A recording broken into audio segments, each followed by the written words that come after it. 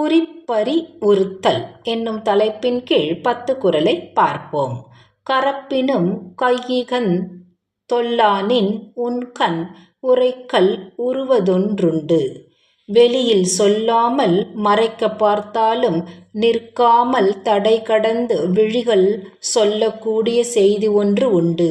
அதுதான் பிரிவை விரும்பாத காதல். கண்ணிறைந்த காரிகை காம்பேர்தோட் பேதைக்கு பெண் நிறைந்த நீர்மை பெரிது. கண்ணிறைந்த அழகும் மூங்கில் போன்ற தோள்களும் கொண்ட என் காதலிக்கு பெண்மை பண்பு நிறைந்திருப்பதே பேரழகாகும். மணியில் திகழ்தரு நூல் போல் மடந்தை அணியில் திகழ்வதொன்றுண்டு. மணியாரத்திற்குள் மறைந்திருக்கும் நூலைப் போல இந்த மடந்தையின் அழகுள்ளே என்னை மயக்கும் குறிப்பு ஒன்று உளது. முகை மொக்குள் உள்ளது நாற்றம் போல் பேதை நகை மொக்குள் உள்ளதொன்றுண்டு.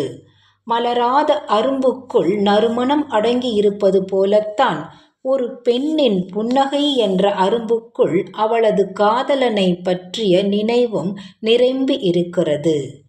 செறிதொடி செய்திறந்த கள்ளம் உறுதுயர் தீர்க்கும் மருந்தொன்றுடைத்து.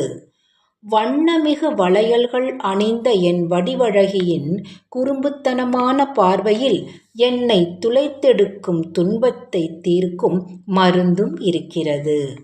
பெரிதாற்றி பெட்பக் கலத்தல் அரிதாற்றி அப்பின்மை சூழ்வதுடைத்து.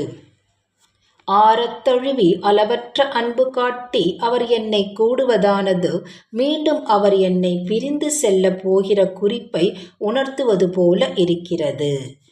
தன்னந்துறைவன் தனந்தமை நம்மினும் முன்னம் உணர்ந்த வளை. குளிர்ந்த நீர்த்துறைக்கு உரிய காதலன் உடலால் கூடியிருக்கும் போது உள்ளத்தால் பிரியும் நினைவு கொண்டதை என் வளையல்கள் எனக்கு முன்னரே உணர்ந்து கழன்றன போலும். நேரு நற்று சென்றாரெங் காதலர் யாமும் எழுநாளேம் மேனி பசந்து. நேற்றுதான் என் காதலர் பிரிந்து சென்றார்.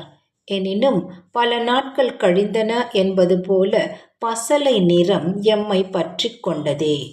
தொடி நோக்கி மென்தோளும் நோக்கி அடி நோக்கி தாண்டவள் செய்தது. பிரிவு காரணமாக கழலக்கூடிய வளையல்களையும் மெலிந்து போகக்கூடிய மென்மையான தோலையும் நோக்கியவன் காதலனை தொடர்ந்து செல்வதென்ற முடிவை தன் அடிகளை நோக்கும் குறிப்பால் உணர்த்தினான்.